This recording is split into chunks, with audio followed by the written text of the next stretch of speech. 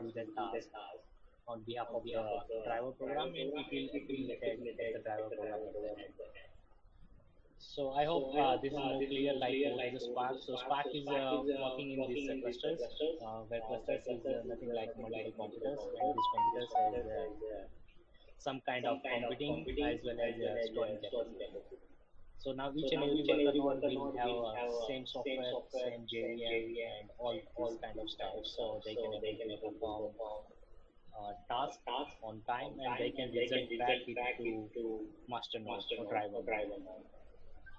Now going to the actual topic, so EMR. So how this EMR and Spark is related to each other. So if you just compare this part, EMR architecture and Spark architecture, almost all these things are there. Like Spark is one master node, so EMR also is a master node, and core nodes and task nodes. I will go on more details in this part, but first let's focus just on the what is EMR. So EMR is a fully managed cluster framework for big data technologies. Like if you want to perform some kind of big data task where you have a petabytes of data or millions of data on distributed manner, and that has you can hold it with EMR. So what EMR basically do? So EMR Ini will baju mare oli cek ya.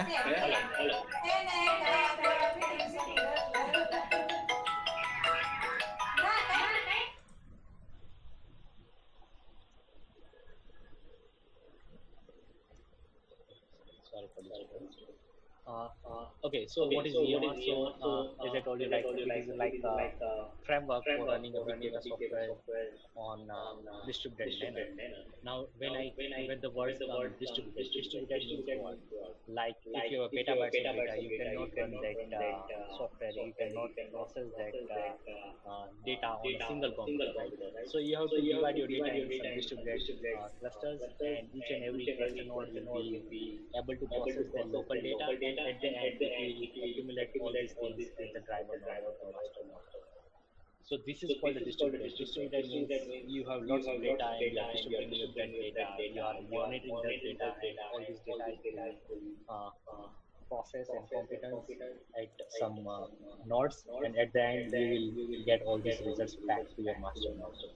Now, when it comes to a distributed system, the one important thing is map and reduce. So I will go on to talk about like what is map reduce, then HDFS. So HDFS is a Hadoop framework for file system. Hadoop file system, like whatever the data you are storing, so it will be stored not in the like simple file system. It will be stored in the HDFS manner. So it will be quickly, you can retrieve this data from different storage. Then EMRFS. So whenever you are storing the data on EMR, so either you can store on HDFS or either you can store on EMRFS or file system. EMRFS is S3. So I hope most of the guys like what is S3. So S3 is a one kind of you can say that disk or bucket where you can store any kind of data, either CSV, JSON, media data, text file, any kind of data you can store. Then local file system. So local file system is EBS volumes. So when you are spinning up some cluster in EMR, so actually what is inside that? So inside only some EC2 instance, nothing new. So all the EC2 instance has some kind of EBS volumes inbuilt. So you can also store your data on EBS as well as HDFS, EMRFS. So these are the different kind of things where you can store your data. I will talk actually like different options as well. Now, in the case of supported software, so on EMR you can install any kind of software related to big data. Also, if something is not listed over there, you can also add externally. So right now, in the different EMR version, there are lots of new software getting added. Like nowadays, some machine learning software, deep learning frameworks are also getting added in the EMR. So mostly people are as a big data engineers, people are working with like Spark and Hadoop HDFS, Hive, such kind of software. Okay, now the work of map reduce and distribute. So like let's say you have some kind of this is very limited examples. So like let's say you have lots of fruits and you cannot able to calculate that fruits, like how many counts of kiwi, strawberry or grapes on a single machine. So what you can do that you can divide that fruits into different nodes, and you will assign a task to each node that you have to count that how many number of queries, how many number of grabs are there, and based on that, all this node will calculate that count and it will give to the master node. So this is a perfect example of map and reduce. So as I explained, like each and every node will have some fruits. They will count like node 1 will count that I have 3 kiwis, I have 1 strawberry. Then node 2 will count I have a 2 kiwis. Node 3 will say I will have 2 kiwis. So based on that, it will all this summed up, and at the master node you can find out full count. So this is called a distributed manner. So this is a map function and this is a reducing function. Map means like you are mapping one to one, and reducing means you are accumulating everything to the master node. So all the results will come back to your master node. Now coming to the EMR workflow. So whenever you are planning something to run on the EMR, so before that you should plan these things uh, ahead before going to spin up some cluster. So what are the things in like this bold manner is essential things, what are in the dotted manner is the best practice, and what are these like small dotted manners is the optional thing. So when you're planning something to run on the EMR workflow, so first you have to plan your storage, like from where you are getting your data, either it's SD or RDS or some DynamoDB images. Then you have to select which big data frameworks you want to use, like you want a Spark or Hadoop or what kind of software, Hive, what kind of software you want to process your data. Then develop apps and scripts. So EMR is not a replacement of Spark. EMR is just one kind of platform where you can run your Spark script, right? Your Spark, Scala script, whatever the software scripts you are running. So scripts means that it is a program. So you have to write your script. EMR is not going to be help you to write the script. So again, you have to write your script and you have to just put your script on the EMR so EMR will run it. Now, if you talk about the optional things, so select the hardware, set up the networking. If you are like most concerned about the security, you can set up these things yourself. As well as EMR is also going to set up all these things by default. But if you want some add-ons kind of things, you can set up. Then the next step is launch a cluster. So this will spin up on cluster. So what is a cluster actually means? So clusters means, let's say you will tell EMR that I want one master node and two worker node. So what it will do, it will totally three EC2 instance will be spin up. All the EC2 instance will have some CDS volume. EC2 instance will have security groups. Now, once these EC2 instances are spinned up, whatever the software you selected from this tab, that is going to be installed in that EC2 instance. Out of these three instances, one is going to be master and rest will go as a worker node. Now, the second phase is started managing. So you can connect that cluster via SSH or Qt or Sigwin, whatever the tools you are using. After that, you can submit your work. So I will showcase you both the way, like from the console as well as from automated using Airflow. So you can submit your work either via console or Airflow. You can view your results. So like if you are getting the data from S3 and you are doing some ETL on that and you want the result, so you can check the result on again go to the S3, or you can monitor that all kind of stuffs on EMR itself.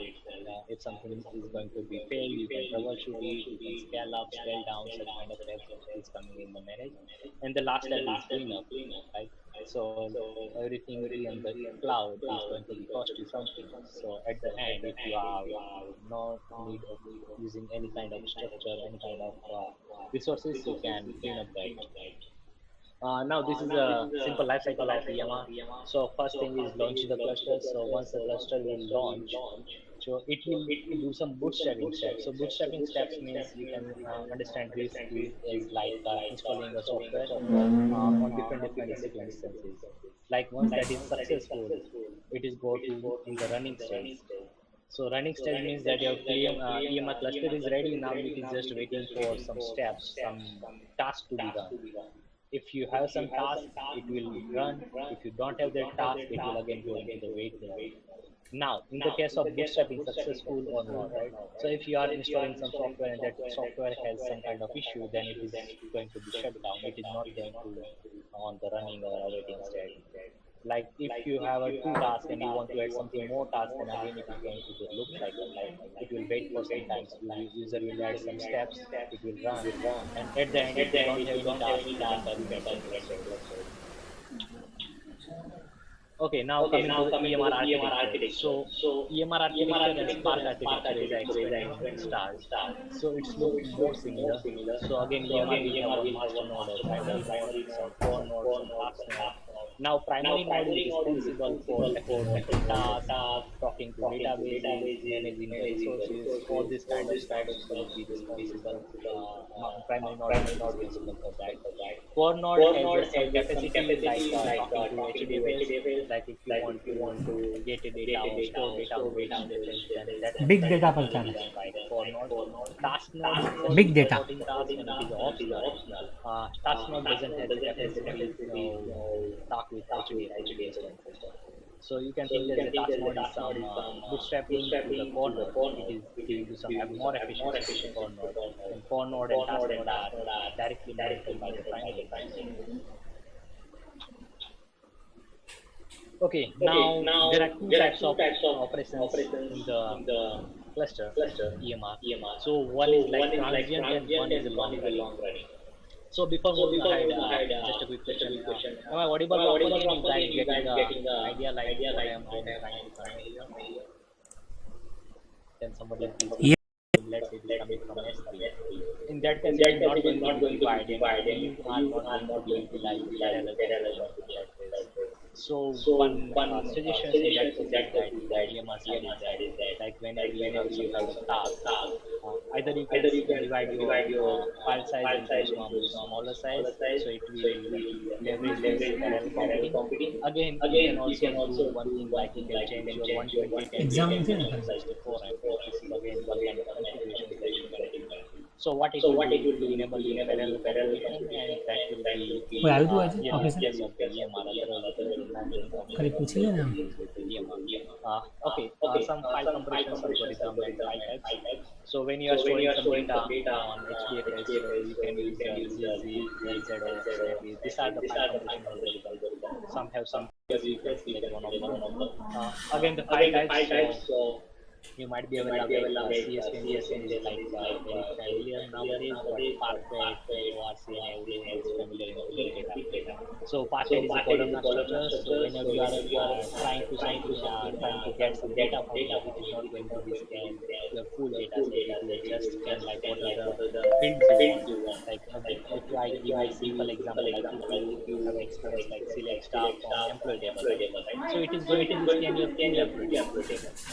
Now, in the case of Parquet, if you are defining like something like select employee ID and employee name and salary, it is not going to scan your full employee. It will just scan this three column. So this is the advantage of Parquet.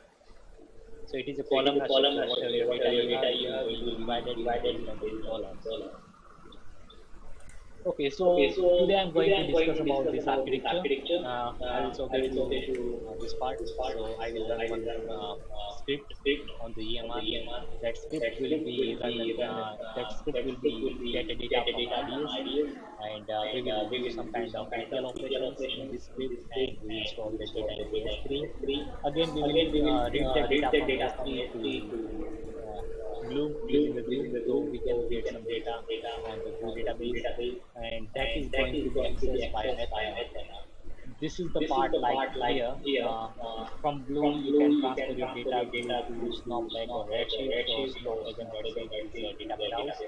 Now the advantage of data warehouse that you can do some kind of quick operations on this. So Snowflake and Redshift is a really fast data warehouse. They have some pros and cons against, and based on that, you can use some business analytics tools like Looker, Tableau, or QuickSight. So, like if you have some business analytics team and they want to identify some kind of results, then they can map that this tool is on this Snowflake or Redshift data warehouse, and they will get that data very quickly. Like let me give you one simple example. Like if you want to identify like how many people are getting insurance second time or third time, and based on the geolocation, right? So you can just quickly go to Tableau. You can create your you can use this geolocation database so that Tableau will create one map for you. Let's say it is a data for India, then it will create one map for India, and you can just hover over there and you can identify like how people are taking insurance, such kind of data. It will be very quickly. You can identify all the results with Tableau only.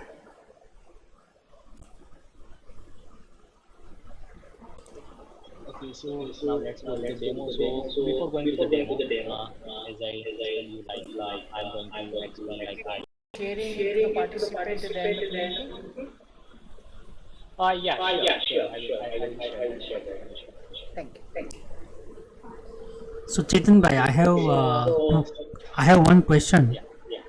Uh, you have covered a lot of technical detail, but can you help us, like in case of enterprise or in case of customer, like many of customer know big data, but they are not applying actually. So Okay. what kind of workload probably good for big data, or how they can benefited more from big data? So what kind of customer industry Sure. should go for that? Sure, Nilesh, we will cover that definitely on the question answers also. Let's start it for some time, so otherwise demo will be skip.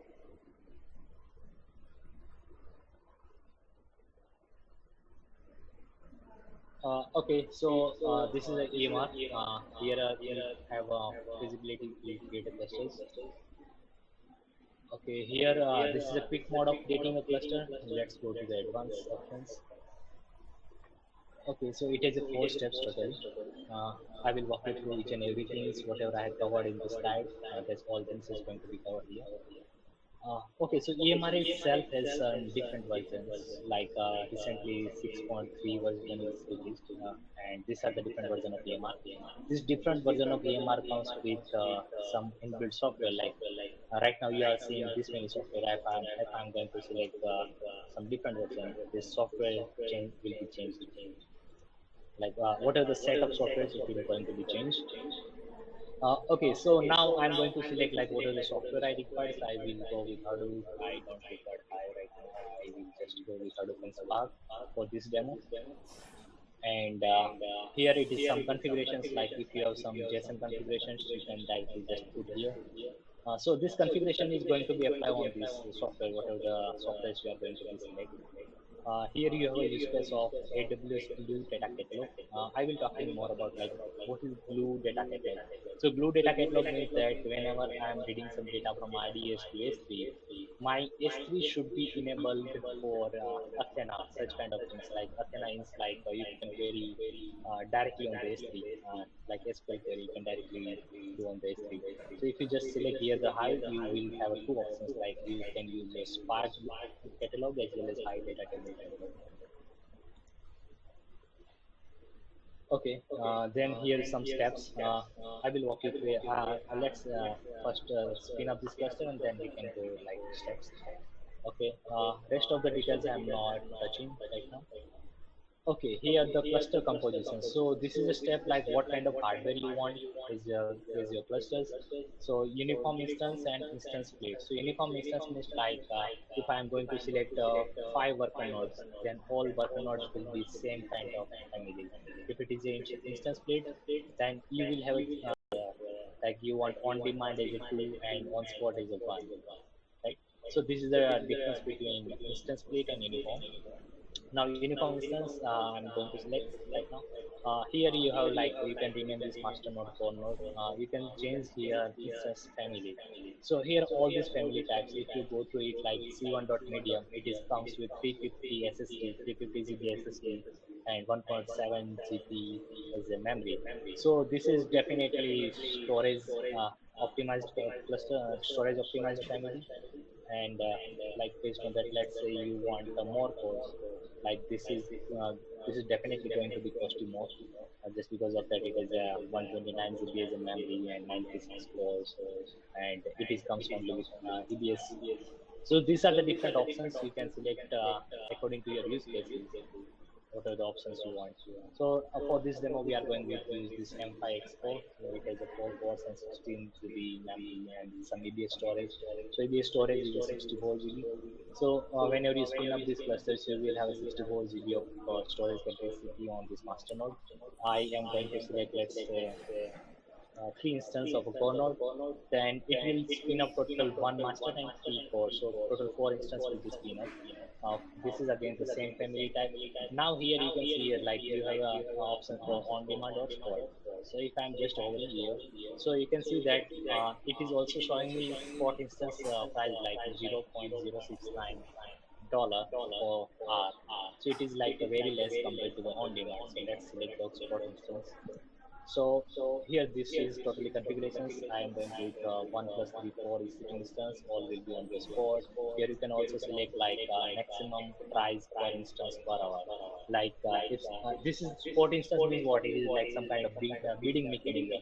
So if something is price goes up, I don't want that. If price is limit to this one, I want that. So this is a setting you can give here. Okay, cluster scaling. So enable cluster scaling. Let's click it here. So here you have 2 options. So use EMR managed or create a custom automatic scaling. Let me show you this window. So here you have to define some rules like minimum I want 4, maximum I want 10. When the scale out, when the scale in. This is like if something percentage, 15 percentage for 1 minute, then it should be pulled down for 30 seconds, 300 seconds. Such kind of rules you can define for scale out and scale down. Let me disable it. We don't prefer right now. EBS root volume. So I'm defining that I want minimum 10 GB for installing my root EBS. Like all the software is going to be installed. So this is you can define like even you can go with more just because of that we have 64 4 times. Okay, let me give you some. Okay, yeah, you can define here a logging path, like this is the onto this path it is going to be logged. You can also change it, debugging, termination protection. So termination protections means it should not be terminated by mistakenly. So before terminating, it will ask you, are you sure? So this is a termination protections. You have to change one flag, and after that it is going to be terminated.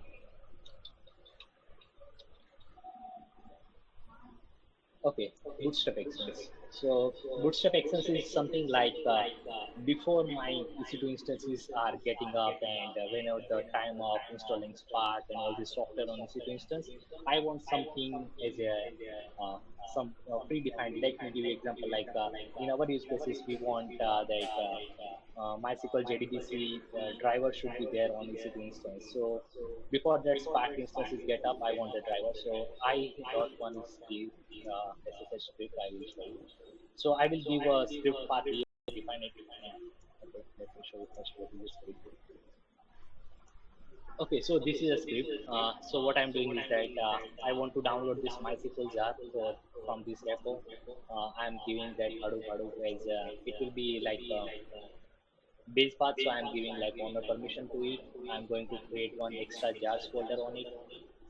I hope you guys are able to see this Visual Studio Code. Can someone please confirm? Yes, we can. Okay, thank you. Okay, then I am going to copy this MySQL jar from its default download location to this extra jar. So this is my first step. So this is a shell script. This script is going to be run before my Spark and all this stuff is going to be installed.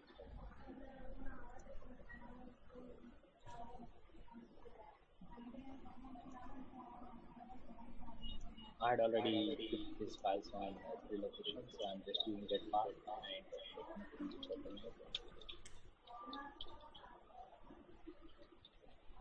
and download jar.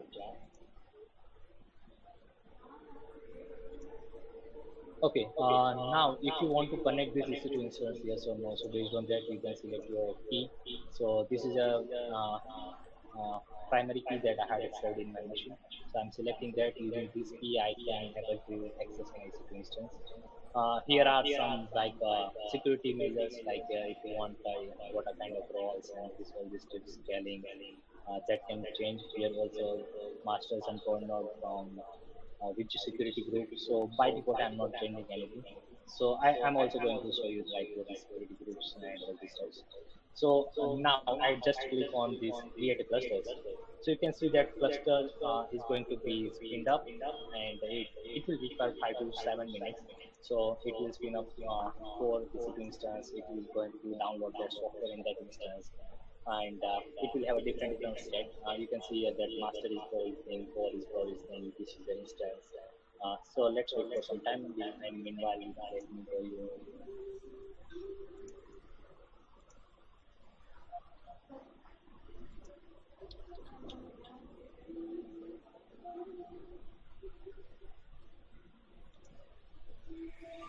Okay, so meanwhile, this we can also check that that EC2 instance is going to be created.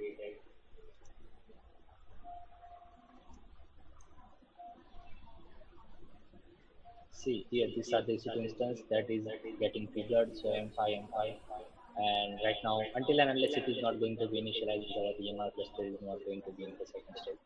Uh, and it's also found with security groups.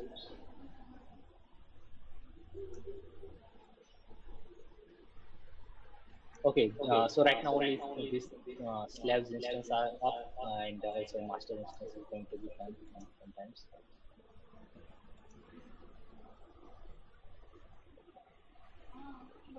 Okay, let me show you one more thing meanwhile this.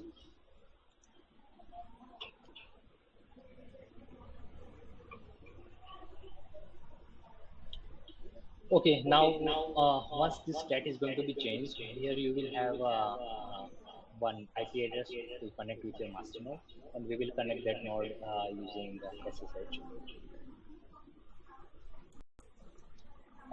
Here it is a tab for application user interface, like whatever the software you had installed, that all these URLs will comes here, and you can access that URLs.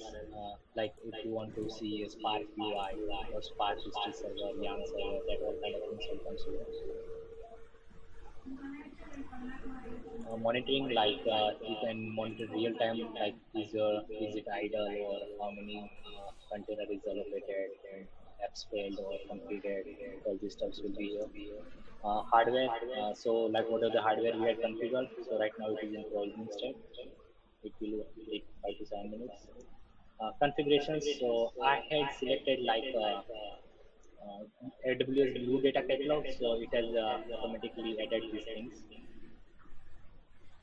Events. So meanwhile, this all this like right now it is starting, then running, then waiting. All these stats will be covered here. All these events will be tracked here. Steps. So this is the main thing. So steps mean that like whatever the things you want to run, like if I want to run read the data from RDS to S3, so all these things you will go to. It is like a Spark submit command.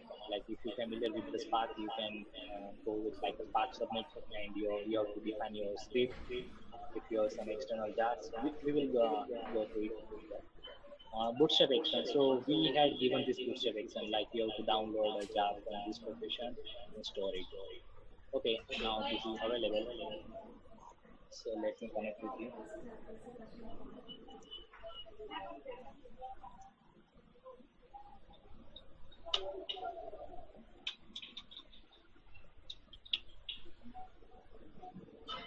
Okay, so you can see that I am now able to connect with my master node on this EMR.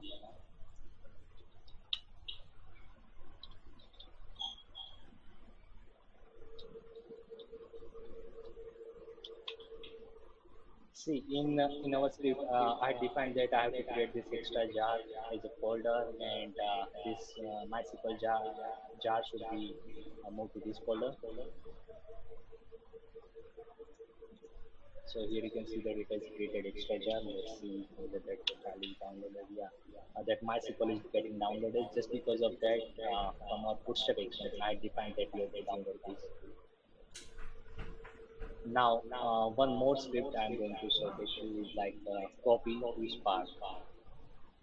Okay, so that file we had downloaded in extra jar. Now we want that file to be moved inside a Spark folder, Spark jar folder. So meanwhile, this bootstrapping is going to on this Spark is might be available or might be not available. So there is some probability of failing. So I will create this as one step rather than adding as a bootstrapping step. That this folder is available or not usually Spark.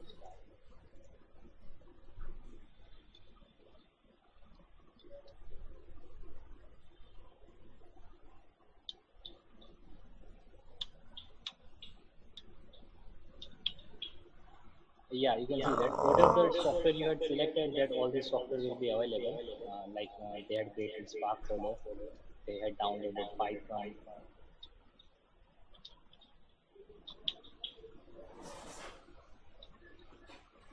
inside these jars.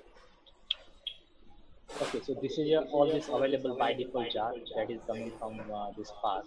Now I want that my MySQL jar should be moved from that location to this location. So if I'm just selecting here, so that jar will be not available by default in this Spark jar list.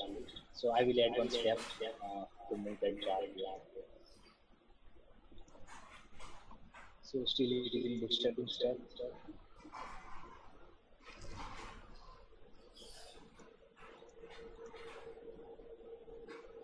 Now you can see uh, three are a slave and one is a master. So here the first one is a master node. You can go to that master node. You can check its security configurations and all kind of things. Now you can also see this application user interface. So all the URLs is now available here. So let's check whether this HTTPS or Spark HTTP servers is getting access or not. So by default, it is not getting access just because of that security group. I have to enable 50070 port on that security group. Okay, so this is a master security group. Let's go inside that. Edit inbound rules.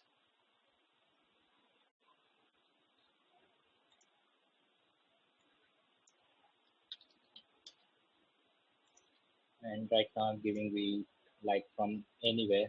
If someone is going to access this 50070, it should allow.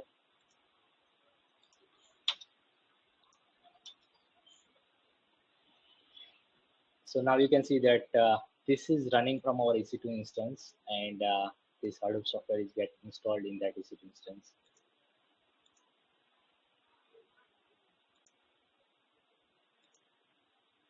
Okay, now this is in the running step.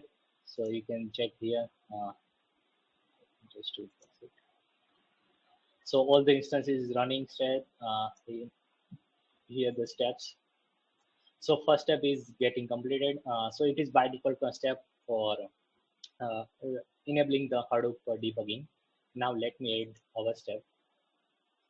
So our first step is like we want to move that MySQL jar from that location to our location. Our location is Spark location.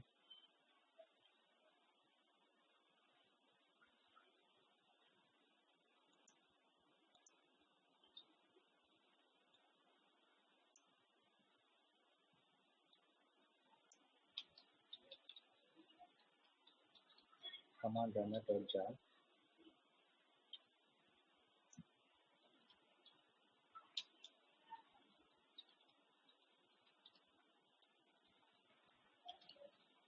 Okay, so this is command runner.jar. It is coming by default with EMR.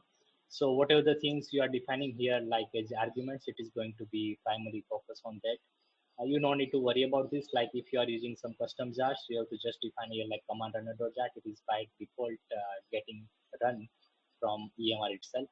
Now in this script, what I wrote is like I'm going to create one temp folder, temp demo bootstrap. Then I'm going to copy my script. There is one script I already showed you, like copy to Spark. So this is a script. So what I'm doing is that I'm creating one temporary folder on EC2 instance EMR primary node. I will copy this file to that location. Then what I'm doing is that I'm running. Actually, let's forget everything. Just the thing is the script. shell script. So once it is going to be run, I will be able to see that MySQL jar inside a Spark jar folder.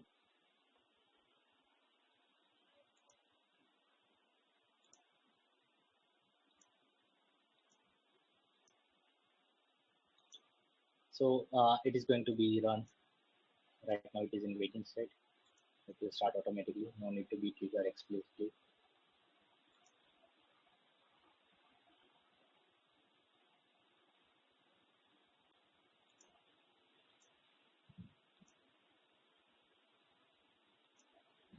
Yeah, so this tab is completed. Let's go to here. User leave Spark jar. So this is a thing like where my Spark is installed. You can see here now MySQL connector jar I had moved from that temporary location to this location. Just because of that, I want to run something that will communicate with RDS MySQL. Now let's come to our last step.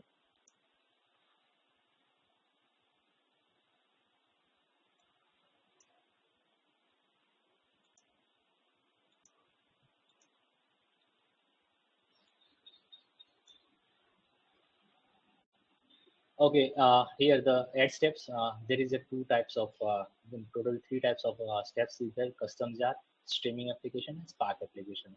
So in our case, either we can go with the custom jar or Spark application. Both will be run, both will be work in our case. So I'm selecting one script that is ETL script. I will go through it. What is it? ETL Zomato.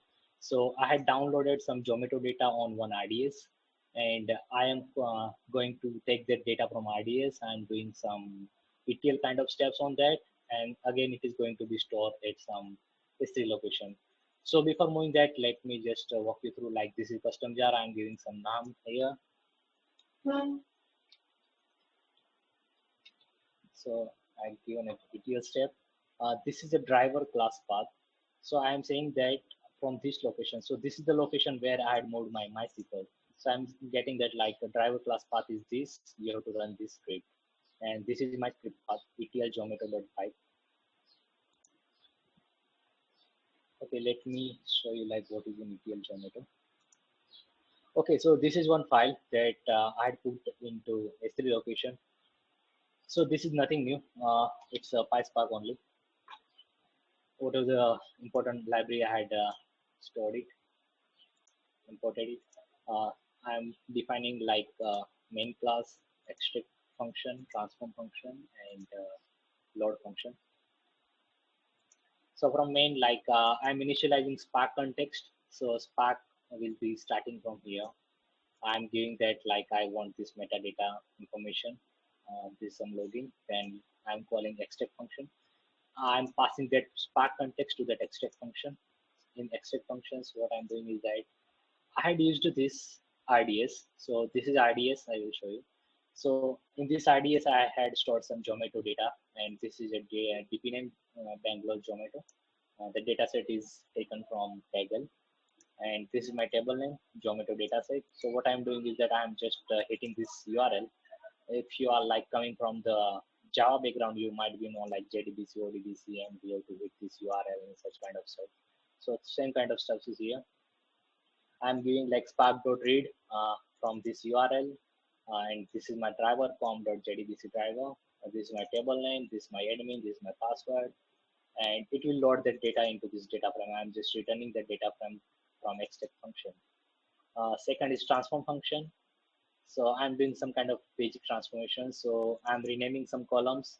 So some columns were like approx cost, so I'm renaming it, and after that I'm removing some columns like URL I don't require, localities. This is like some of the field I don't require, so I remove that fields. So basically the intention here is not teaching the PySpark, so I make it simple. And the last one is like load, ETL load. So in the load, what I'm doing, I'm defining some path. So this is my bucket path. This is processed data is a folder. And what are the execution data I'm passing? It should be divided like year, month, and date. And based on that, I'm going to partition. So it will create some year, month, and date folder. And location. So my data contains one field location. So I want all the restaurants based on the location. So like let's say if we take example of Ahmedabad, then Navrampura, Naranpura, Sisi Road. According to that, it will partition restaurant, and it will save multiple files under this geometer process.csv folder.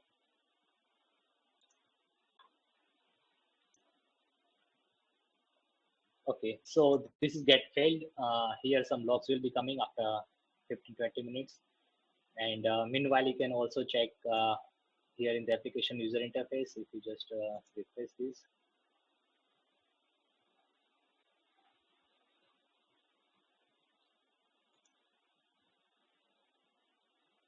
Okay, so here one application's ID will come. It will take some time. So for debugging purpose, you can follow that all that steps. Let me check why it is not work.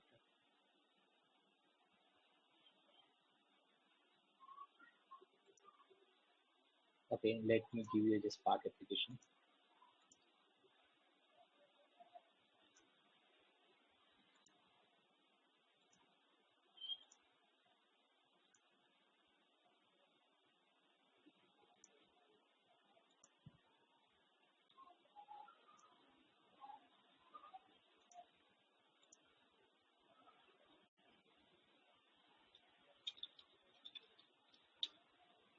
And here arguments, so I'm giving like today's date.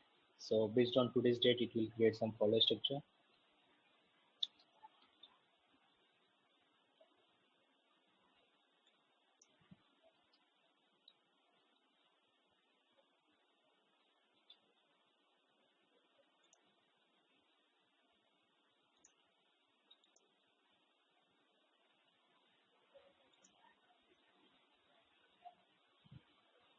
Okay, so this is my S3, and this is the location where it is going to be process data will come once that the process is completed.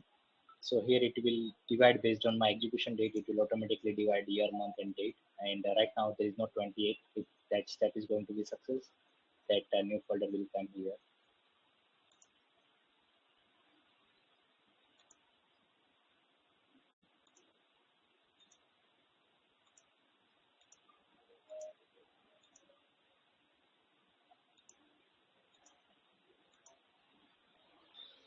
Okay, so one question might be coming in mind, like lots of guys, like this is so many stuff that we have to do manually.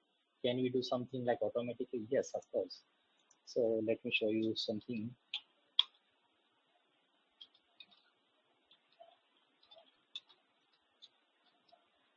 Okay, so I am going to run Airflow in my local, and that Airflow will connect with this EC2 instance, this EMR, and that Airflow will connect and it will create all these steps automatically.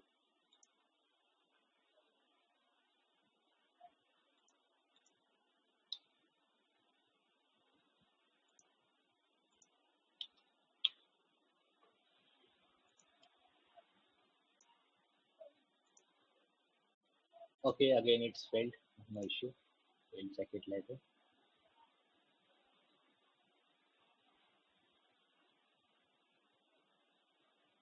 So whatever the ultimately output is, like whenever I'm selecting either Spark job or custom command runner, so this is the argument is going to be submit on my EMR instance. So Spark argument deployment mode is cluster. This is the path of jar, and this is the path of my actual file, and this all the steps. So this is the going to be actually execute on the EMR cluster.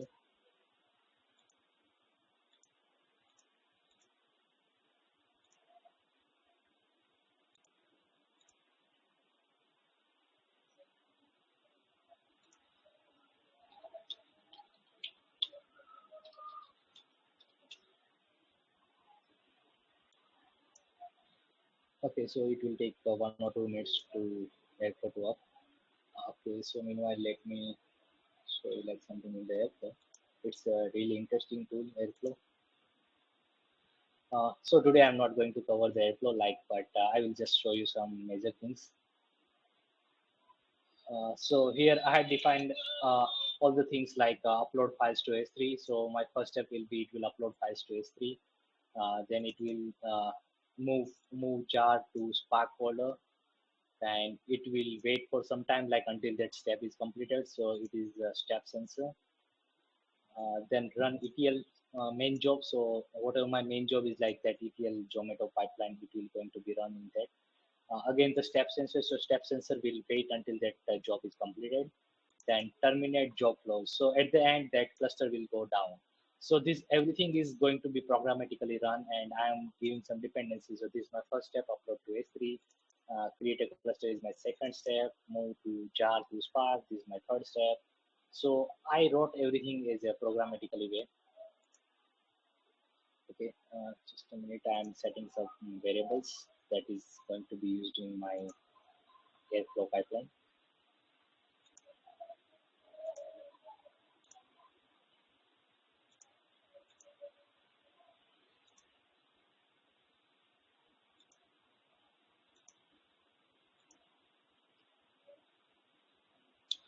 Okay, so what I imported one JSON file. I said this is a bootstrap bucket, and this is EC2 instance. This is a primary key. All these stuffs. These are all the variables. Nothing new. Now I'm connecting my Airflow with my EC2 instance. So you can go here connections, AWS default, and I will give some configurations like what is my EMR region and what is my private keys, that all these stuff.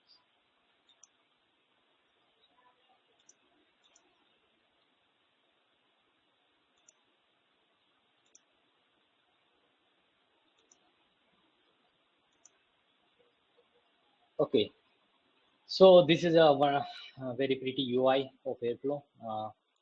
Here that DAG that I had created, and here a button. Once I just click here, and I set it like it should be start daily once. So it will follow the UTC time. So you can see automatically it gets called and it has started its steps. Here you can see that upload to S3, create a job flow. Let me show you everything here in the Airflow as well, and the EMR. So you can see that everything is like very well managed. Upload files to S3, then move jar to Spark, and all these steps is going to be run. This is not the same instance, just because of that we are running two instances separately. So if you check here, so this is our instance that I had created. This is created from Airflow. Okay, it terminated just because of that. I changed that security group 50070. It will not allow something to be public in the security group.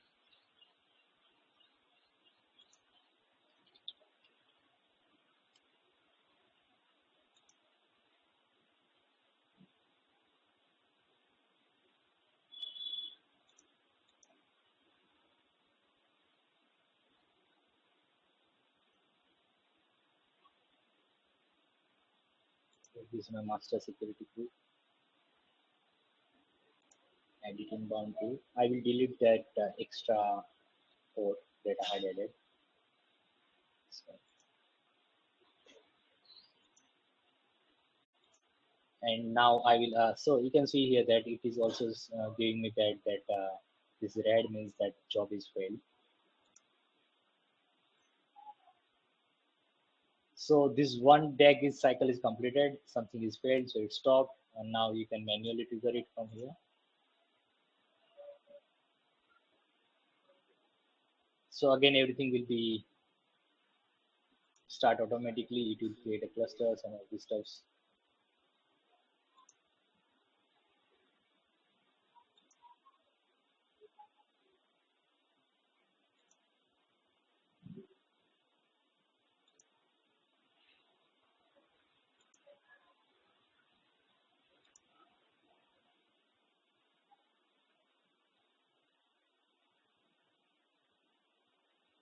Okay, upload files to S3. Now the second step is running, create a cluster. So if you go to here, then again new cluster will be spun up. So this is the cluster. Everything will be automated here. I had set like bootstrap action, so it will automatically settle this download jar. I had added some steps, so that step will be coming like once it once this instance, once this EMR will be up.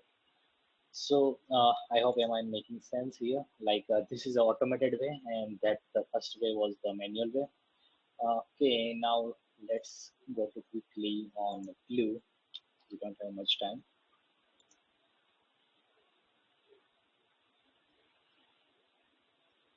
Okay, so like first thing is like what is the difference between EMR and glue? So EMR is you have to manage everything, and glue is AWS managed.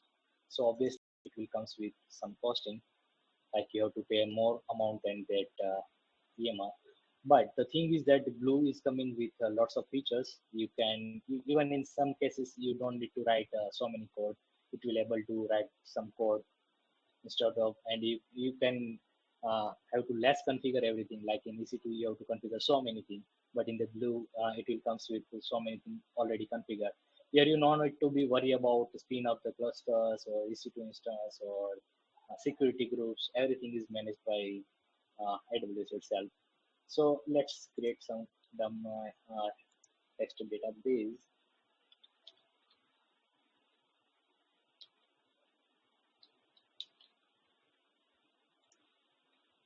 Okay, so I created one this text database, and I will add some tables from that S3 location to here. So crawler. So crawler means like same kind of crawler. Like if you have idea about like web crawler. So web crawler, what it will do? It will go through some web pages. It will extract some details from that. So here this glue crawler, it will go to some S3 location or some whatever the location you are doing, like JDBC location. It will get some data from that, and it will store the data into one table.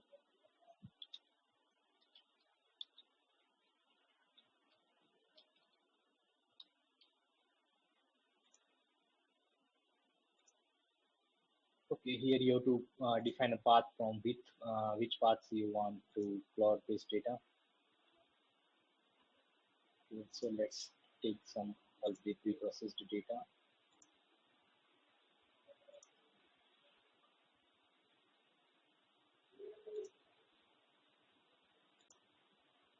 Okay, so I'm selecting this. This has a lots of CSV files. So these files will be automatically crawled by this, and it will be able to Athena enable the data. Select some policy. So it is just like click, click, click, nothing new. No need to do any kind of coding. Here I'm selecting that I want this database as output. Okay, one crawler is added here. So let me run that. And it is very quick compared to EMR. So it is now starting phase. It will take 1 minute and it will add one table. So right now it is saying it is running straight.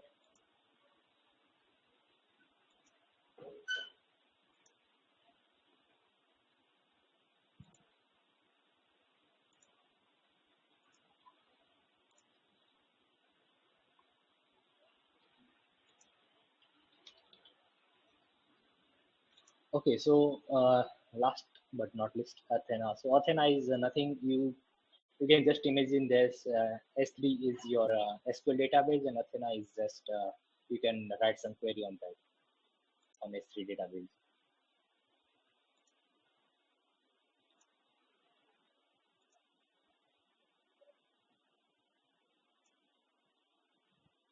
So at the end of this crawler will be run, it will create one table, and the table will be visible here in this Athena. You can directly query on that. So right now this new DB is also available.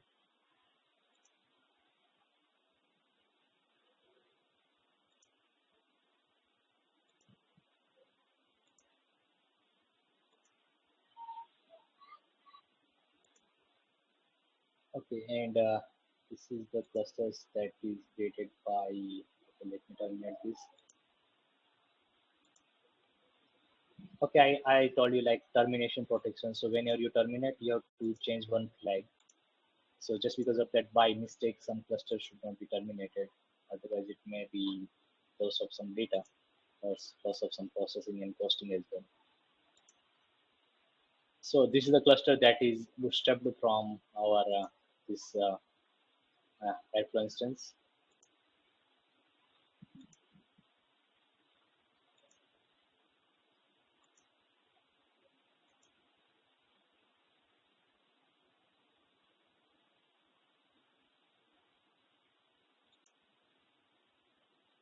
Okay, now it's saying that status is stopped. It has created one new table inside that. Let's go to tables.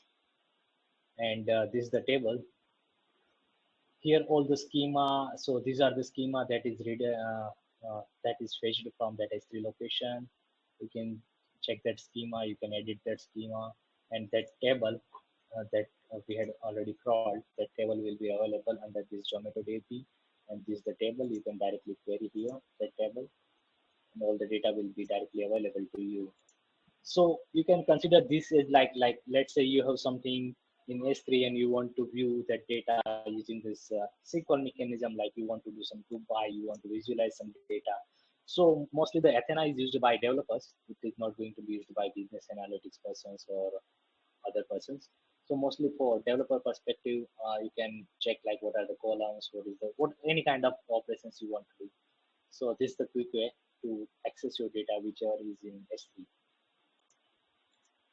Okay, I had covered so many things. Now the floor is open for question and answer.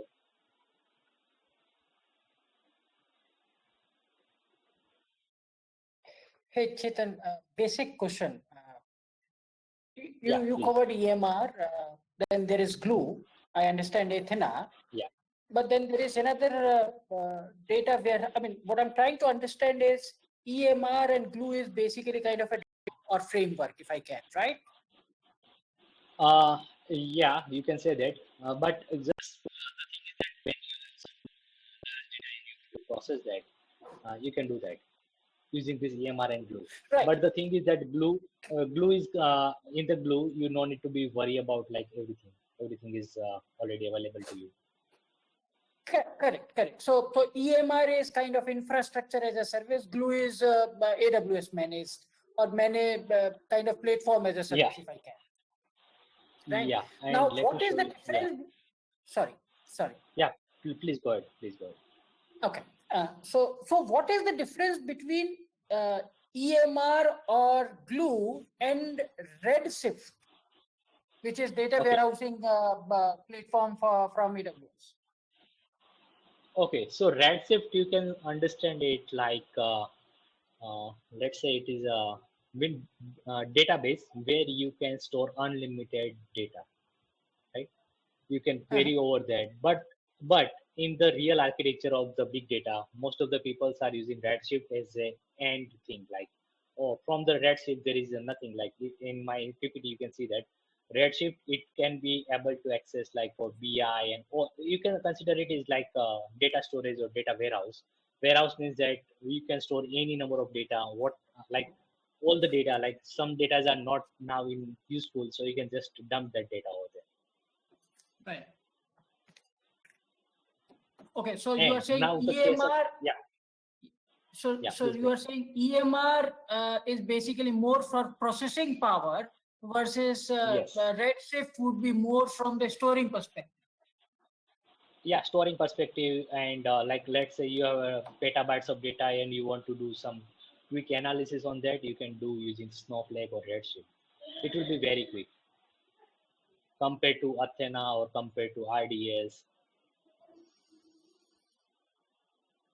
Okay. Am I making Got it. sense? Okay. Yes. Now So one thing like, yeah, please go ahead. Go ahead, please.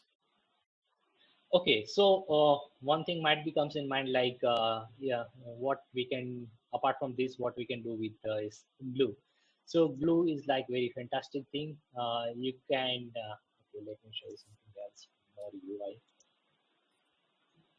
So like it is totally decoupled thing. Like you can transfer data from RDS to S3 or any kind of data sources using glue. So glue is coming with like so many connectors and you can create some jobs automatically jobs where you don't need to be worried about writing a code. Glue will suggest you some code, either Spark's code or Scala's code. So here this is a Glue Studio. Here you can just have to select like my source is Apache Kafka, Kinesis, whatever the source, relational database. Let's say my source is relational database. I want the data to S3 and you have to just select some of the configurations and it will able to run your job. Meanwhile, if you want to do some kind of mapping, some kind of transformation, that is also possible by Glue. So it will give you like some automated script, and based on that script, you can also like if you, there is a three things like let's say state, country, and city. You don't want the state and country, you can drop that thing. So that everything is from UI only. So this is like UI tools where developers are like less concerned about that. Developers are more likely to write a code where like some business users want to go with the glue. Just because of that, it is comes with the UI only. No need to worry about the code. It is a low code platform. Yeah, question please. Can you repeat that question again, please?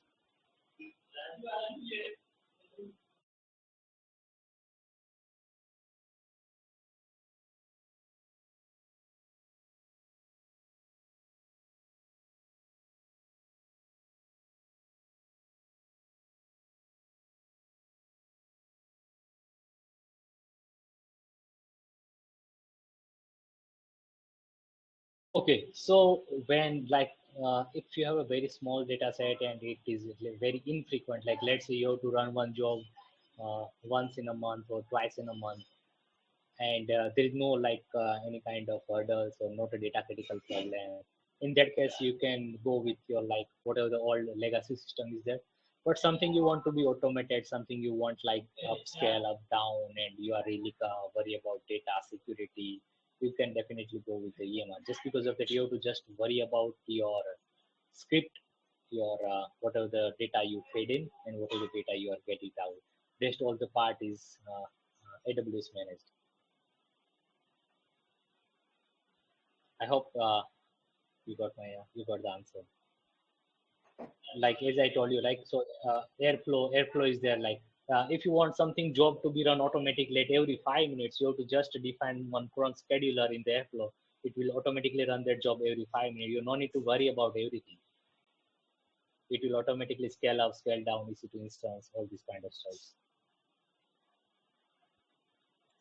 Okay, and one more thing is like we have some openings in our company. So if anyone is interested, they can send their resume on careers@redis.com. We are looking for big data lead developers, senior developer, junior developer, as well as some training in Java, Python, SQL. Yeah, yeah. Okay, sure.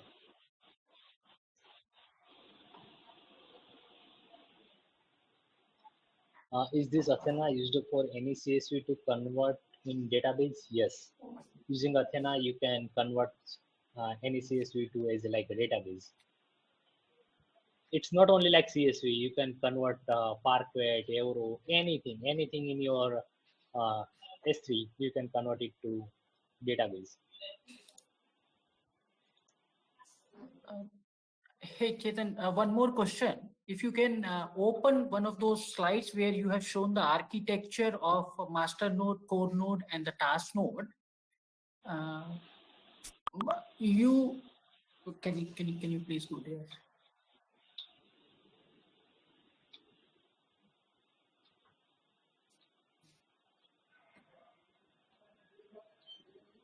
Yeah, this one. Yes, this one. So what I understood is master node is the one which is basically controlling who to go and where to go for task and managing the system, whether the task nodes are performing as per requirement.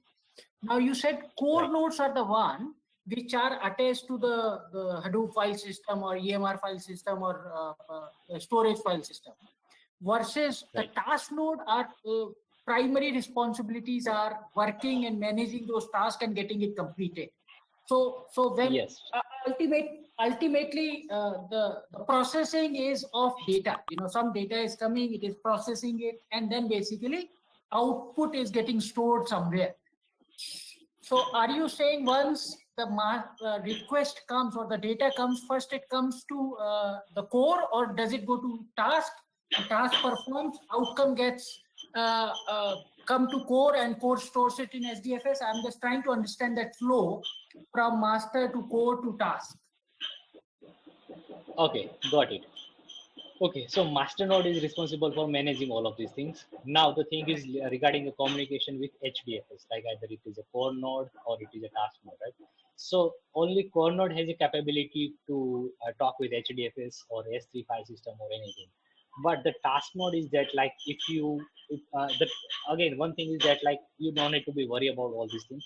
But the thing is that like if you don't need like any kind of database kind of structures, or you don't need to be have HDFS kind of structures, and you want some kind of only some task to be performed. So task means, let's say, some kind of okay, we can say that like if you are calling some APIs from your particular script or such kind of thing, where the communication with HDFS is not comes in the picture. Like some data is coming, but it did not communicate with the HDFS. So such kind of things is come under the task. Okay. So where does the outcome get stored is what I'm trying to understand. So data came, we took it from API, task node performed the data and did the outcome, whatever outcome was. Where does it store it? In task node itself? Okay. No, task node will not store. Just because of that, it will giving output to back to the master node. Every node will giving output back to the master node. If you remember the architecture of map reduce, right? That apple and banana and kiwi, like, so everything is going to be again to the master node. Yeah, right.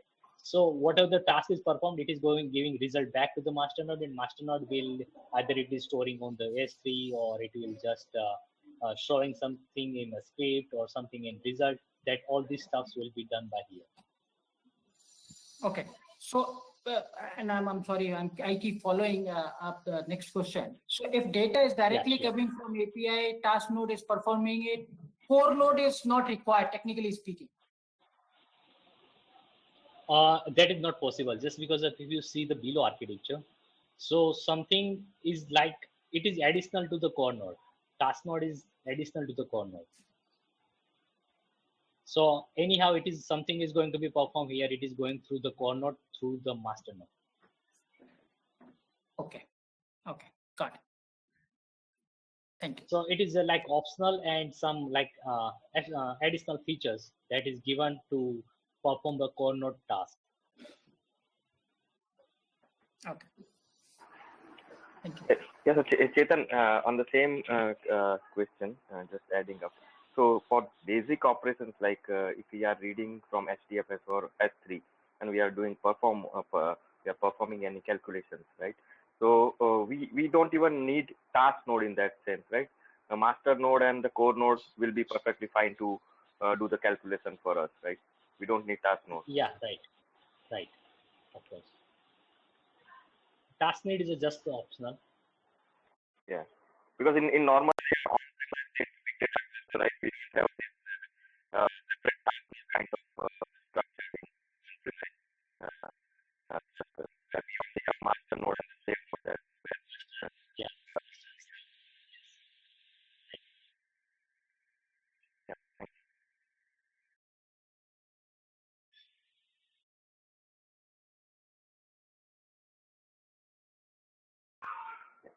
And last one, Chetan, you were installing that Airflow as well, right? So was it installed on your local machine, or is it again getting installed on the EMR cluster node?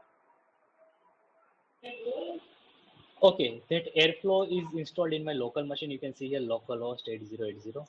I am just connecting with my Airflow with my AWS via that connection. So now my local Airflow can talk with AWS. Okay, yeah, got it. Thank you. Yeah. Right.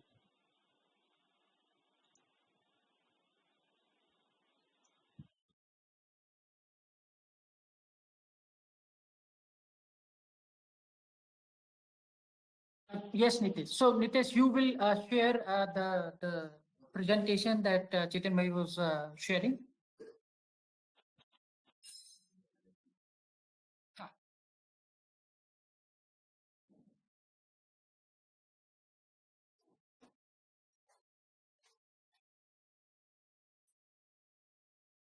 Okay.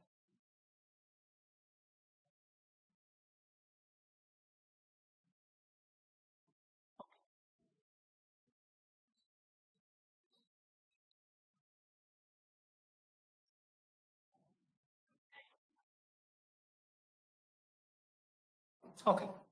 Thank you.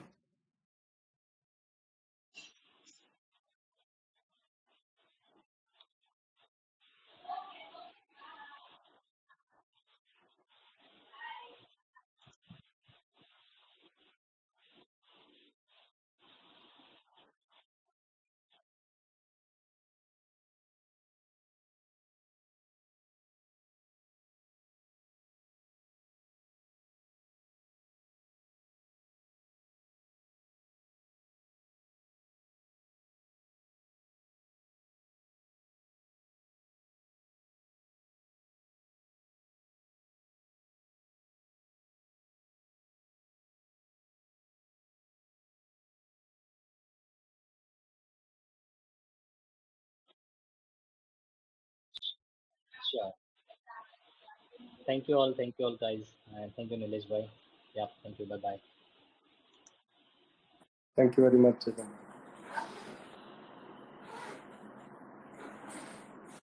Thank you.